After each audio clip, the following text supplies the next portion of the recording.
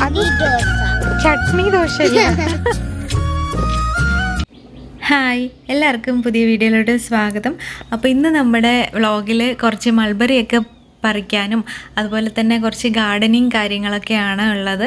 പിന്നെ കടലക്കറിയുടെ ഒരു റെസിപ്പി ഉണ്ട്. ഇതൊരു ചെട്ടിനാട് സ്റ്റൈലിൽ വെച്ചിരിക്കുകയാണ് ഞാൻ. അപ്പത്തിൻ്റെ കൂടെയും ഇടിയപ്പത്തിൻ്റെ കൂടെയും ചോറിൻ്റെ കൂടെയൊക്കെ കഴിക്കാൻ പറ്റിയൊരു റെസിപ്പിയാണിത്. അപ്പോൾ എന്തായാലും നമുക്ക് വീഡിയോയിലോട്ട് കിടക്കാമല്ലേ. ഇത് ഈ ഒരു ചെടിയെക്കുറിച്ച് കഴിഞ്ഞ വ്ളോഗിലൊക്കെ കമൻറ്റ് ഉണ്ടായിരുന്നല്ലോ, നിങ്ങൾ ചോദിച്ചിട്ടുണ്ടായിരുന്നു. അപ്പോൾ ഇത് ലെറ്റസ് ആണ്, നമ്മുടെ എന്താ പറയുന്നത് ഐസ്ബർഗ് ലെറ്റസ് ആണ്. ഇത് ഞാൻ ഇങ്ങനെ വിത്ത് പാകുന്ന സമയത്ത് കാണിച്ചിട്ടുണ്ടായിരുന്നല്ലോ. അതിനുശേഷം കുഞ്ഞു കുഞ്ഞായിട്ട് മുളച്ച് വന്നത് കാണിച്ചിട്ടുണ്ടായിരുന്നു. അപ്പം കവറിലാണ് വെച്ചത്. അപ്പോൾ ഇതെന്താണെന്ന് വെച്ചാൽ നമ്മൾ ഇലയല്ലേ ഇതിൻ്റെ കഴിക്കേണ്ടേ. അപ്പം ഇത് താഴെ വെക്കുമ്പം പൂച്ചയൊക്കെ വന്നിട്ട്, ഞാൻ അതും കാണിച്ചായിരുന്നു നിങ്ങൾക്ക് ഒരു പ്രാവശ്യം. ഇങ്ങനെ പൂച്ച മാന്തിയിട്ട് അതിൻ്റെ ഈ ഒരു ഭാഗം കുറച്ചൊക്കെ ഞാൻ എടുത്തിട്ട് ഈ ഒരു ചട്ടിയിലും വെച്ചിട്ടുണ്ടായിരുന്നു. അപ്പോൾ അതുകൊണ്ട് അങ്ങനെ താഴെ വയ്ക്കുമ്പോൾ ഇനി അത് വന്ന് കടിക്കണ്ടെന്ന് വിചാരിച്ചിട്ട് ഒരു ഇത്രയും കുറേ ഉള്ളതല്ലേ, അപ്പോൾ അത് എടുത്ത് ഒന്ന് മുകളിൽ വെച്ചതാണ്. പിന്നെ അത് ഇവിടെയും വളർന്നുകൊണ്ടിരിക്കുന്നുണ്ട്. പക്ഷേ ഇത് ക്യാബേജ് പോലെയാണ് വരിക. ഐസ്ബർഗ് ലെറ്റസ് എന്നാണ് ഇതിൻ്റെ പേര് പറഞ്ഞിരിക്കുന്നത്. പക്ഷേ ഇതുവരെ വന്നിട്ടില്ല. ഞാനിപ്പം ആദ്യമായിട്ടാണ് അത് വളർത്തുന്നത്. കഴിഞ്ഞ തവണയൊന്നും ഇത് ഉണ്ടാക്കിയിട്ടില്ല. അപ്പോൾ എന്തായാലും നമുക്ക് നോക്കാം. പിന്നെ സ്റ്റേഴ്സിലൊക്കെ ഞാൻ കുറച്ച് ചെടികൾ വെച്ചിട്ടുണ്ട്. ഇവിടെ സ്ഥലമില്ല ശരിക്കും വയ്ക്കാൻ വേണ്ടിയിട്ട്. പിന്നെന്തുണ്ടോ, അത് നമ്മുടെ ഉള്ളിൽ ഇച്ചിരി പൂവൊക്കെ വന്നു. നല്ല രസമുണ്ട്. ആ പൂ കാണാൻ തന്നെ നല്ല ഭംഗിയുണ്ട്. പിന്നെ ഇതേ സ്ട്രോബെറി ഇങ്ങനെ ഓരോന്ന് വന്നുകൊണ്ടിരിക്കുകയാണ്. അപ്പോൾ ഒരെണ്ണം പഴുത്തു. അപ്പോൾ ഞാൻ ഓർത്ത് എന്തായാലും ഇതൊന്ന് പറിക്കാമെന്ന് വിചാരിച്ചു. പക്ഷേ ഇതിൻ്റെ ഷേപ്പ് കണ്ടോ, ശരിക്കും സ്ട്രോബെറി പോലെ ആയിട്ടില്ല. ഇതെനിക്ക് തോന്നുന്നു ഏറ്റവും ആദ്യം ഉണ്ടായിട്ടുണ്ടായിരുന്ന ഒരു ഇതാണ്, പഴമാണ്. സ്ട്രോബെറിയുടെ അത്ര ഷേപ്പൊന്നും വന്നിട്ടില്ല, എന്താണെന്ന് അറിയത്തില്ല. ചിലപ്പം ആദ്യത്തെ ആയതുകൊണ്ടായിരിക്കാം. ഇപ്പോൾ ദേ പിന്നെ വീണ്ടും കുറച്ചൊക്കെ ഉണ്ട്, ഇങ്ങനെ വന്നുകൊണ്ടിരിക്കുന്നുണ്ട്. നമ്മളിത്തിരി ലേറ്റായിട്ട് വെച്ചതുകൊണ്ടായിരിക്കാം ചിലപ്പം എല്ലാം ലേറ്റായിട്ടാണ് വരുന്നത്. പക്ഷെ ഒരുപാട് പൂക്കളൊക്കെ വന്നിട്ടുണ്ട്.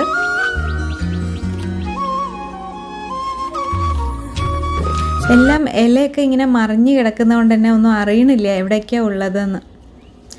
അപ്പോൾ ദേ അടുത്തത് നമ്മുടെ ചീരയാണ്. ചീരത് കണ്ടോ, നമ്മുടെ ചുവന്ന ചീര അത് വരുന്നുണ്ട്. പിന്നെ അപ്പുറത്തെ സൈഡിൽ പച്ചച്ചീര വെച്ചിട്ടുണ്ട്, അത് വന്ന് തുടങ്ങിയിട്ടില്ല. പിന്നെ ഇത് ഉരുളക്കിഴങ്ങിൻ്റെ ചെടിയാണ്. പിന്നെ നമ്മുടെ മല്ലിയില ഉണ്ട്. പിന്നെ അതേ മല്ലിയിലയുടെ ഇപ്പുറത്ത് കാണുന്നത് തുളസിയാണ്. ഇത് നാടൻ തുളസിയാണ് വാങ്ങിക്കുന്നത്. പിന്നെ കറിവേപ്പില 2 എണ്ണം വെച്ചിട്ടുണ്ട്, അത് വരുന്നുണ്ട്. നല്ല രസമായിട്ട് തന്നെ വരുന്നുണ്ട്. പിന്നെ അതേ ക്യാബേജിൻ്റെ ഉണ്ട്. ക്യാബേജ് വന്നിട്ടില്ല. അപ്പോൾ സ്ട്രോബെറി എന്തായാലും ചുമ്മാ ഒന്ന് കഴിച്ചു നോക്കുകയാണ്. നല്ല പുളിപ്പായിരുന്നു എന്തായാലും. അപ്പം ഇനി നമ്മൾക്ക് ബ്രേക്ക്ഫാസ്റ്റിനുള്ള കാര്യങ്ങളൊക്കെ നോക്കാം. അപ്പം കടലക്കറിയാണ് ഉണ്ടാക്കുന്നത്, ചെട്ടിനാട് സ്റ്റൈലിൽ. ചെട്ടിനാടെന്ന് പറയുമ്പം ഏകദേശം ആ ഒരു രീതിയിലാണ് ഉണ്ടാക്കിയിരിക്കുന്നത്. വ്യത്യസ്തമായിട്ടാണ് ഉണ്ടാക്കിയിരിക്കുന്നത്. പക്ഷേ അപ്പത്തിൻ്റെ കൂടെയൊക്കെ കഴിക്കാൻ നല്ല ടേസ്റ്റാണ്. അപ്പോൾ ഇതിന് വേണ്ടിയിട്ട് നമുക്ക് മല്ലി വേണം. ഏകദേശം ഒരു 1.5 ടേബിൾ സ്പൂണോളം എടുത്തിട്ടുണ്ട്. പിന്നെ ഒരു 1/2 ടേബിൾ സ്പൂണോളം പെരിഞ്ജീരകം എടുത്തിട്ടുണ്ട്. പിന്നെ കുറച്ച് 1 സ്പൂണോളം ജീരകം ഇട്ടിട്ടുണ്ട്. പിന്നെ നമ്മൾക്ക് കുരുമുളക് വേണം, അതും ഒരു 1/2 ടേബിൾ സ്പൂണോളം എടുത്താൽ മതി. പിന്നെ നമ്മൾക്ക് ഇതിലോട്ട് പട്ട, അതുപോലെ കുറച്ച് ജാതിക്ക, പിന്നെ ജാതിക്കയുടെ തൊലി ഉണ്ടല്ലോ അത്, പിന്നെ ഗ്രാമ്പൂ. ഇതൊന്നും അധികം ആവരുത്, അപ്പം നമ്മൾക്ക് ആ ഒരു കുത്തുന്ന ഒരു ഇതുണ്ടല്ലോ അത് വരും. അപ്പം ഏലക്ക 2 എണ്ണം ഇടുന്നുണ്ട്. പിന്നെ കുറച്ച് വറ്റൽമുളക് ഇടുക, അത് എരിവിനനുസരിച്ചിട്ട് ഇടാം. കുരുമുളകും ഇടുന്നുണ്ട്. പിന്നെ നമ്മൾ ഈ ഒരു മുളകും കൂടെ ഉണ്ട്, അപ്പോൾ അതിനനുസരിച്ചിട്ട് ഇടുക. ഇനി ഇതൊന്ന് മീഡിയം ഫ്ലെയിമിൽ വെച്ചിട്ട് ഒരു 2-3 മിനിറ്റ് ഒന്ന് വഴറ്റിയെടുക്കണം. നല്ലൊരു മണം വരും. ഇതൊന്ന് വഴറ്റിയെടുക്കുമ്പോൾ തന്നെ ഉണ്ടല്ലോ നല്ല ആ ഒരു ഈ ചെട്ടിനാട് ഒരു റെസ്റ്റോറൻറ്റിൽ പോയ ഒരു മണമാണ് വരുന്നത് ശരിക്കും പറയുകയാണെങ്കിൽ. അപ്പോൾ എന്തായാലും ഒരു 2 മിനിറ്റ്, ഏകദേശം 2 മിനിറ്റ് മീഡിയം ഫ്ലെയിമിൽ വെച്ചിട്ട് വറുക്കുമ്പോഴത്തേക്കും തന്നെ എല്ലാം നന്നായിട്ട് വറുത്ത് കിട്ടിക്കോളും.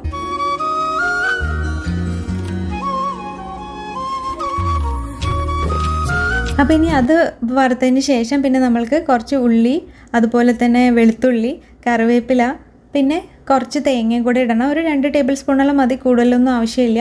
അപ്പം അത് ഇതിന് സെപ്പറേറ്റ് ആയിട്ട് വറുക്കണമെങ്കിൽ അങ്ങനെയും വറുക്കാം. ഞാനിപ്പം രണ്ടും കൂടെ മിക്സ് ചെയ്തിട്ടാണ് വറുക്കണത്.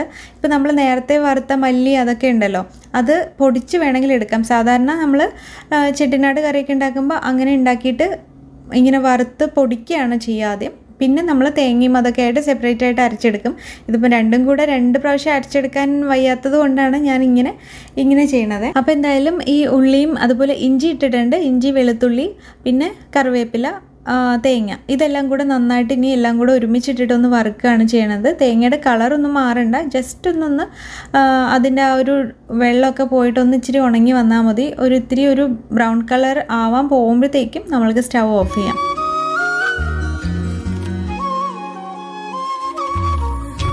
പിന്നെ നമ്മൾ കടല ഉപ്പിട്ടിട്ട് നേരത്തെ തന്നെ വേവിച്ച് വെക്കണം.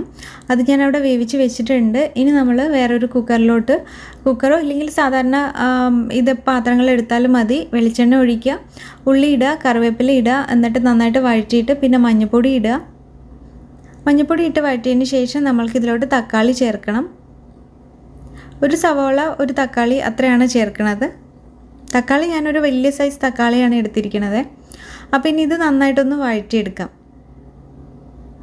പിന്നെ ഇതിലോട്ട് ഗരം മസാല ഇടുക. കുറച്ചിട്ടാൽ മതി, കാരണം മസാലകളൊക്കെ നമ്മൾ നേരത്തെ തന്നെ ഇട്ടിട്ടുണ്ട്. അപ്പോൾ ഇവിടെ ഞാനൊരു 1/4 ടീസ്പൂണോളം മസാല ഇടണുള്ളൂ. അതിനുശേഷം അരച്ച് വെച്ചിട്ടുള്ള ഈ പേസ്റ്റും കൂടെ ഇതിലോട്ട് ചേർക്കാം. ഇനി ഇത് നന്നായിട്ടൊന്ന് മിക്സ് ചെയ്യുക 1 മിനിറ്റ്. അതിനുശേഷം പിന്നെ നമ്മൾക്ക് കടല വേവിച്ച് വെച്ചിട്ടുണ്ടല്ലോ, അത് ഇതിലോട്ട് ചേർക്കണം. ഇനി കടലയും മസാലയൊക്കെ ആയിട്ട് ഒരു മിനിറ്റ് ഒന്ന് നന്നായിട്ട് മിക്സ് ചെയ്തതിന് ശേഷം പിന്നെ ആവശ്യത്തിന് നമ്മൾക്ക് ഗ്രേവിക്ക് അനുസരിച്ചിട്ടുള്ള വെള്ളം ഒഴിക്കുക. അതിൽ എത്രയാണോ വേണ്ടതെന്ന് വെച്ചാൽ ഒഴിച്ചതിന് ശേഷം നന്നായിട്ടൊന്ന് അടച്ച് വെച്ച് തിളപ്പിക്കുകയാണ് ചെയ്യേണ്ടത്. പിന്നെ ആവശ്യത്തിന് ഉപ്പ് വേണമെങ്കിൽ അത് ഇപ്പോൾ ചേർക്കാം. പിന്നെ കടലയിൽ ചേർത്തിട്ടുണ്ട്, അപ്പോൾ അതിനനുസരിച്ചിട്ട് നമ്മൾക്ക് വെള്ളം ഒഴിക്കുന്നതിനനുസരിച്ചിട്ട് ചെക്ക് ചെയ്തിട്ട് ചേർത്താൽ മതി. അപ്പോൾ ഇനി ഇതെന്തായാലും മൂടി വെച്ചിട്ട് നമ്മൾക്ക് ഒരു 10 മിനിറ്റെങ്കിലും എടുക്കും അത് നന്നായിട്ടൊന്ന് കുറുകി വരാൻ വേണ്ടിയിട്ട്. അപ്പോൾ ഒരു 10 മിനിറ്റ് കഴിഞ്ഞിട്ട് മീഡിയം ഫ്ലെയിമിൽ വെക്കണം, അല്ലെ പിന്നെ ഇടയ്ക്കിടയ്ക്ക് ഇളക്കിയും കൂടെ കൊടുക്കണം, നമ്മൾ അടി പിടിക്കാതിരിക്കാൻ വേണ്ടിയിട്ട്.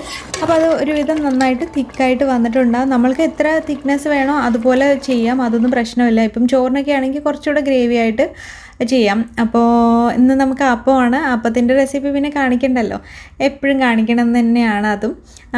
അപ്പവും കടലക്കറിയും നല്ല കോമ്പിനേഷനാണ് ശരിക്കും പറയുകയാണെങ്കിൽ. ഈ ഒരു കറിയാകുമ്പോൾ അതിൻ്റെ ഫ്ലേവർ ശരിക്കും നല്ല ടേസ്റ്റ് ഉണ്ട്. ഇതേപോലെ തന്നെ കടല മാത്രമല്ല, നമുക്ക് വേറെ കറികളൊക്കെ ഉണ്ടാക്കാം കേട്ടോ ചെട്ടിനാട് ഫ്ലേവറിൽ. ഇതിന് മുൻപ് ഞാൻ ചെയ്തിട്ടുണ്ട് ചെട്ടിനാടിൻ്റെ ചിക്കൻ ഫ്രൈ എന്ന് പറഞ്ഞിട്ട് ഒരു സംഭവം. അത് പക്ഷേ മിനിയേച്ചറിലായിരുന്നു. എന്നാലും ലിങ്ക് കൊടുത്തേക്കാം, കാണണമെന്നുണ്ടെങ്കിൽ ഒന്ന് കണ്ടു നോക്കണേ. അപ്പോൾ ഇനി ബ്രേക്ക്ഫാസ്റ്റ് ഒക്കെ കഴിച്ചതിന് ശേഷം കാണാം. So guys, I am going to color. ഇനിയിപ്പോൾ കുറച്ച് നേരം ഇരുന്ന് വിക്കിൻ്റെ കൂടെ ഒന്ന് കളർ ചെയ്യാമെന്ന് വിചാരിച്ചിട്ടാണ്. എന്തെങ്കിലും അവൻ്റെ കൂടെ ഇരുന്ന് കഴിഞ്ഞാലാണ് അവനും എന്തെങ്കിലുമൊക്കെ ചെയ്യുന്നത്. ഇല്ലെന്ന് വെച്ചാൽ എപ്പോഴും മിക്കപ്പോഴും ഒക്കെ ഇങ്ങനെ TV കണ്ടുകൊണ്ടിരിക്കും, തനിയല്ലേ.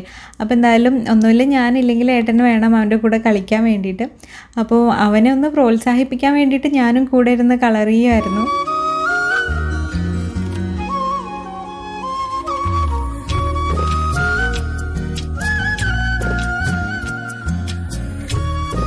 അപ്പോൾ കളറൊക്കെ ചെയ്ത് കഴിയുമ്പോഴത്തേക്കാണ് ആമസോണിൽ നിന്ന് ഒരു പാഴ്സൽ വന്നിട്ടുണ്ടായിരുന്നു. അപ്പോൾ പിന്നെ എന്തായാലും കളർ ചെയ്യലൊക്കെ നിർത്തി. പിന്നെ ഇതിൻ്റെ പുറകെയാണ്. ഇത് പ്രത്യേകിച്ചൊന്നുമില്ല, നമ്മൾ ബീൻസൊക്കെ ഇങ്ങനെ വള്ളി ആവുമല്ലോ, അപ്പോൾ അതിൽ കെട്ടാൻ വേണ്ടിയിട്ട് ഒരു കമ്പി പോലെ വാങ്ങിയിട്ടുണ്ട്. അപ്പോൾ അതാണ് വന്നേക്കുന്നത്. തുറക്കണതിന് മുന്നേ തന്നെ ഞാൻ എന്തായാലും പറഞ്ഞു അല്ലേ, അത് തുറക്കാനേ പറ്റുന്നില്ലായിരുന്നു. ഞാൻ ഈ വീഡിയോ ഒരു കയ്യിൽ ഇതും പിടിച്ചിട്ട് കത്രികയും വേറൊരു കയ്യിൽ വെച്ചിട്ട് പറ്റണില്ലായിരുന്നു. പിന്നെ ഏട്ടൻ വന്നിട്ട് തുറന്നു തരികയാണ് ചെയ്തത്. പിന്നെ ഒരു ഹാറ്റുണ്ട്, ഇപ്പം സമ്മറല്ലേ അതുകൊണ്ട്.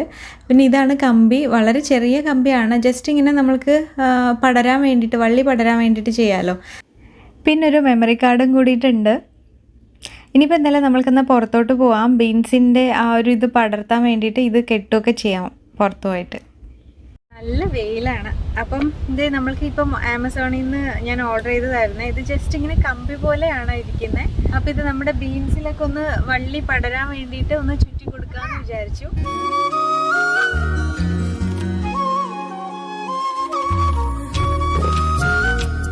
ഇപ്പം ഈ താഴെ കുറച്ച് ചെടികൾ വെച്ചിട്ടുണ്ടല്ലോ, താഴെ എന്ന് പറയുമ്പം ഈ സ്റ്റെപ്പിൻ്റെ ഇവിടെ. അപ്പോൾ അവിടെയാണ് ബീൻസ് വെച്ചിരിക്കുന്നത്. അപ്പോൾ ഞാൻ ഓർത്ത് ഇവിടെ നിന്ന് അങ്ങ് മുകളിലോട്ട് പടർത്താലോ, അങ്ങനെ വിചാരിച്ചിട്ടാണ്.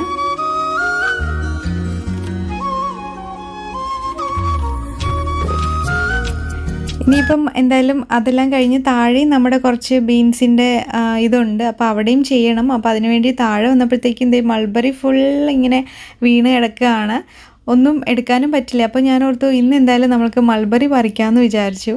അപ്പോൾ എന്തായാലും ഈ ഒരു സംഭവമൊക്കെ കെട്ടി കഴിഞ്ഞതിന് ശേഷം നമുക്ക് മൾബറി പറിക്കാം. അപ്പോൾ ദേ ഈ വേലിയിൽ കാണുന്നതാണ് ബീൻസ് അവിടെ. പക്ഷെ മൊത്തത്തിൽ പച്ചയായിട്ട് നിൽക്കണതുകൊണ്ട് ഏതാ ബീൻസ് എന്ന് ശരിക്കും കണ്ടുപിടിക്കാൻ ബുദ്ധിമുട്ടാണ്. എന്നാൽ അതിൻ്റെ ആ ഒരു ഇല ഇച്ചിരി ഇളം പച്ച ആയതുകൊണ്ട് തന്നെ കുഴപ്പമില്ല. അപ്പം ഞാനും വിക്കും കൂടെ അതിൻ്റെ ആ ഒരു കമ്പിയൊക്കെ വെച്ച് ബീൻസൊക്കെ ഒന്ന് കെട്ടി നിർത്താമെന്ന് വിചാരിക്കുകയാണ് പടരാൻ വേണ്ടിയിട്ട്. പിന്നെ കുറച്ച് താഴെയും വെച്ചിട്ടുണ്ടല്ലോ ചെടികൾ, അപ്പം അതിലും ബീൻസ് ഉണ്ട് കുറച്ച്. അപ്പം അതിൻ്റെയും ഇതൊക്കെ ഒന്ന് നമ്മൾ കെട്ടി നിർത്തുകയാണ്. ഇല്ലയെന്ന് വെച്ചാൽ വേറെ കോലോ അങ്ങനെയൊന്നും ഇല്ല ഇവിടെ. അപ്പോൾ ഓർത്ത് ഇങ്ങനെ ഇത് വെച്ച് കെട്ടുവാണെങ്കിൽ കുഴപ്പമില്ലല്ലോ, അതങ്ങനെ പടർന്ന് പൊയ്ക്കോളും.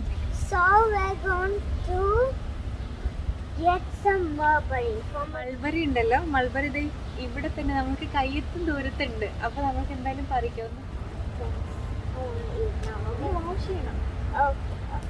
അപ്പൊ ഇത് ഇതിനകത്ത് നിറയെ പഴുത്തിട്ടുണ്ട്, നന്നായിട്ട് പഴുത്ത് നിൽക്കുന്നുണ്ട്. പിടിച്ചോ. മുകളിലൊക്കെ ഒത്തിരി മൾബറി ഉണ്ടെന്ന് പറഞ്ഞിട്ട് അത് മാത്രം നോക്കി നിന്നപ്പോഴാണ് കഴിഞ്ഞ തവണ ഇതുപോലെ താഴത്തുനിന്ന് പറിച്ചൊരു ഓർമ്മ വന്നിട്ടുണ്ടായിരുന്നു.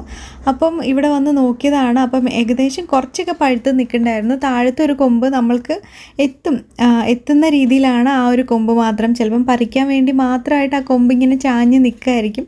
അപ്പോൾ അതേ കണ്ടോ, നല്ല രസമുണ്ട്. മൾബറി ഇങ്ങനെ തൊടുമ്പോഴത്തേക്കും കയ്യിൽ വരുന്നുണ്ട്, അത്രയ്ക്കും ഇങ്ങനെ പഴുത്തിട്ടാണ് നിൽക്കുന്നത്. അപ്പോൾ ഓർത്തു ഞങ്ങൾ എന്തായാലും എന്നാൽ പിന്നെ ഈ കൊമ്പിൽ നിന്ന് തന്നെ പറിക്കാമെന്ന് വിചാരിച്ചിട്ട് ഒത്തിരി ഇങ്ങനെ പറിച്ചുകൊണ്ടിരിക്കണം. ഒത്തിരി എന്ന് പറയുമ്പോൾ ഒരുപാടൊന്നും ഇല്ല, ജസ്റ്റ് പഴുത്തത് മാത്രം കുറച്ച്, ഒരു ആഗ്രഹത്തിന് കുറച്ച് മാത്രമേ പറിക്കണുള്ളൂ.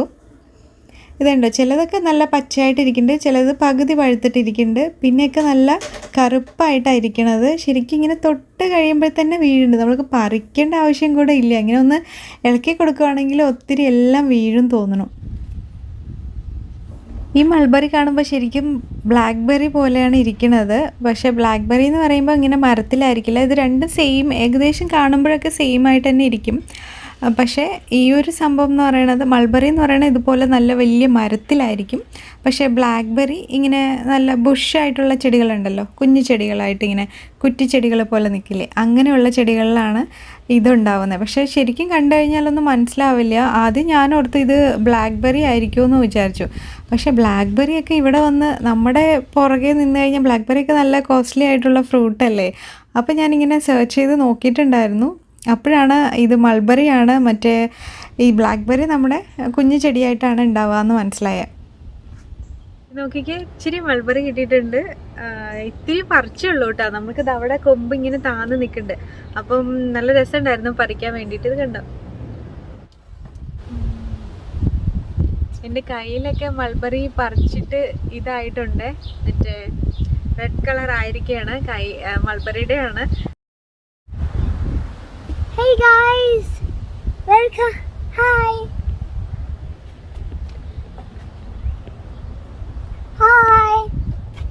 അപ്പോൾ ഇത്രയും മൾബറിയാണ്. ഇനി നമ്മൾ ഇതൊന്ന് വെള്ളത്തിലിട്ടിട്ട് ജസ്റ്റ് ഒന്ന് കഴുകിയിട്ട് കഴിക്കുക, അത്രേ ഉള്ളൂ. അതിപ്പം ഇവിടെ ആണെങ്കിൽ നമ്മളൊന്ന് കഴുകി കഴിക്കണമായിരിക്കും നല്ലത്. പക്ഷെ നമ്മൾ നാട്ടിലൊക്കെ ഇങ്ങനെ മൾബറി പറിക്കുന്ന സമയത്ത് അത് കഴുകാറൊന്നുമില്ല. പക്ഷേ ഇതിപ്പം ഇവിടെയൊക്കെ ചെറിയ ഇങ്ങനെ പൊടികളും അങ്ങനെയൊക്കെ ഉണ്ട്. അപ്പം എന്തായാലും നന്നായിട്ടൊന്ന് കഴുകിയതിന് ശേഷം കഴിക്കാമെന്ന് വിചാരിച്ചു. അപ്പം അങ്ങനെ മൾബറി കഴിക്കാനുള്ള ആ ഒരു ആഗ്രഹവും തീർന്നു കിട്ടി. ഇനിയിപ്പോൾ എന്തായാലും മൾബറി എന്ന് പറഞ്ഞ് പുറകെ നടക്കില്ല. ഇനി നമ്മൾക്ക് എന്തായാലും ഉച്ചയൂണിൻ്റെ കാര്യങ്ങളൊക്കെ നോക്കാം. അപ്പം ഞാനിന്ന് പയറുപ്പേരിയാണ് ഉണ്ടാക്കുന്നത്, സൈഡ് ഡിഷായിട്ട് പയറ് മെഴുക്കുവരട്ടി പോലെ. അപ്പോൾ ഇതിന് ഇപ്പം രാവിലെ ഉണ്ടാക്കിയ കടലക്കറി ഉണ്ടല്ലോ, അപ്പത്തിന് വേണ്ടിയിട്ട് ഉണ്ടാക്കിയത്, അപ്പോൾ അത് തന്നെ ഉണ്ട് ചോറിന് വേണ്ടിയിട്ടും അതാണ് ഉണ്ടാക്കിയിരിക്കുന്നത്. അതുകൊണ്ടാണ് മെയിനായിട്ട് രാവിലെ ഒത്തിരി കൂടുതൽ ഉണ്ടാക്കിയത്. അപ്പോൾ അങ്ങനെ ആകുമ്പോൾ പിന്നെ നമ്മൾക്ക് കറി ഉച്ചകലത്തേക്കും വെക്കേണ്ട, സമയം ലാഭിക്കാമല്ലോ എന്ന് വിചാരിച്ചിട്ടാണ്. അപ്പോൾ അതേ പയറുപ്പേരിയുടെ റെസിപ്പിയൊക്കെ ഞാൻ നമ്മുടെ ഷോർട്സിൽ ഇട്ടിട്ടുണ്ട്, അത്രേ ഉള്ളൂ. അതേപോലെ തന്നെയാണ്. അപ്പോൾ ഇനി ഇതിലും പറയണ്ടല്ലോ, തേങ്ങാക്കൊത്തൊക്കെ ഇട്ടിട്ടാണ് വെക്കുന്നത്. അപ്പോൾ നല്ല ടേസ്റ്റ് ആയിരിക്കും. പിന്നെ ഇതിനകത്ത് വെളുത്തുള്ളി വേണമെങ്കിൽ ഇടാം കേട്ടോ. വെളുത്തുള്ളിയുടെ ഫ്ലേവർ ചിലർക്കൊക്കെ ഇഷ്ടമായിരിക്കും, അപ്പോൾ ഇടാം. ചെന്നൈയിലൊക്കെ എല്ലാ ഉപ്പേരികളിലും വെളുത്തുള്ളി ഇടാറുണ്ട്. പക്ഷെ നമ്മൾ പാലക്കാട് അങ്ങനെ ഇടാറില്ല. അതുകൊണ്ടാണ് ഞാനിങ്ങനെ പ്ലെയിൻ ആയിട്ട് ഉണ്ടാക്കിയിരിക്കുന്നത്. അപ്പോൾ നമ്മുടെ സിമ്പിളായിട്ടുള്ള ഉച്ചയൂണാണ് ചോറും പയറുപ്പേരിയും അതുപോലെ പിന്നെ അച്ചാറുണ്ട്. അച്ചാർ നമ്മുടെ നോർത്ത് ഇന്ത്യൻ സ്റ്റൈലിലുള്ള അച്ചാറാണ്. നമ്മൾ കഴിഞ്ഞ ഒരു വ്ളോഗിൽ ഉണ്ടാക്കിയിട്ടുണ്ടല്ലോ, മാങ്ങ അച്ചാർ നോർത്ത് ഇന്ത്യൻ സ്റ്റൈലിൽ. നമ്മളെപ്പോഴും നമ്മുടെ നാടൻ അച്ചാറെല്ലാം ഉണ്ടാക്കാമെന്ന് പറഞ്ഞിട്ട് നോർത്ത് ഇന്ത്യൻ സ്റ്റൈലിൽ ഉണ്ടാക്കിയിട്ടുണ്ടായിരുന്നു ഒത്തിരി മുൻപ്. അപ്പം ആ അച്ചാറാണ്. അതിപ്പോൾ നല്ല ടേസ്റ്റ് ആട്ടോ, ഒത്തിരി നാളായില്ലേ, അതുകൊണ്ട് തന്നെ നല്ല ടേസ്റ്റ് ഉണ്ട് ശരിക്കും പറയുകയാണെങ്കിൽ. പിന്നെ നമ്മുടെ കടലക്കറിയുമാണ്. അപ്പോൾ ഇത്രയാണ് എന്തായാലും ഉച്ചയൂണിനുള്ളത്.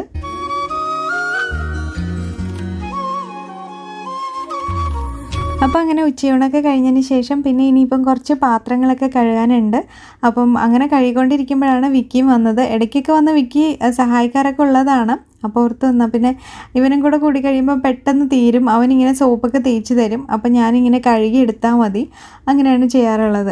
അപ്പോൾ ഇതിങ്ങനെ ചെയ്യുമ്പോൾ എനിക്കെപ്പോഴും പണ്ടത്തെ ഒരു ഓർമ്മ വരിക. പണ്ടൊക്കെ ഇങ്ങനെ നമ്മൾ ഇങ്ങനെ വീട്ടിൽ നിന്ന് ഇങ്ങനെ കസിൻസും അതുപോലെ എല്ലാവരും വരുന്ന സമയത്ത് ഇങ്ങനെ പാത്രം കഴുകൽ പരിപാടിയൊക്കെ ഇങ്ങനെയാണ് ചെയ്യുക. എന്ന് വെച്ചാൽ ഒരാൾ സോപ്പ് തേക്കും, ഒരാൾ അതിന് കഴുകും, ഇങ്ങനെ ചുമ്മാ കഴുകും, പിന്നെ ഒന്ന് ഒരാൾ അടുക്കി വയ്ക്കാൻ, അങ്ങനെയൊക്കെയാണ്. ഒത്തിരി പേരുണ്ടാവുമല്ലോ, അപ്പോൾ അത് നല്ല രസമായിരുന്നു. അപ്പോൾ വിക്കി ഞാനും കൂടി ഇങ്ങനെ ഓരോന്നൊക്കെ വർത്തമാനം പറഞ്ഞിട്ട് അങ്ങനെ തേച്ചും അതുപോലെ തന്നെ കഴിയും കൊണ്ടിരിക്കുകയാണ്.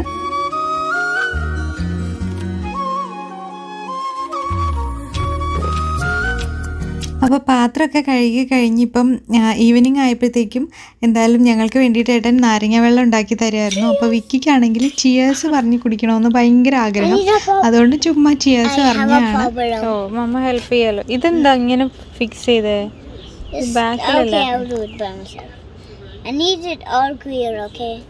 ഈ ഒരു പ്ലേഡവും അതിൻ്റെ സെറ്റൊക്കെ സ്കൂളിൽ നിന്ന് കിട്ടിയതാണ് കളിക്കാൻ വേണ്ടിയിട്ട്.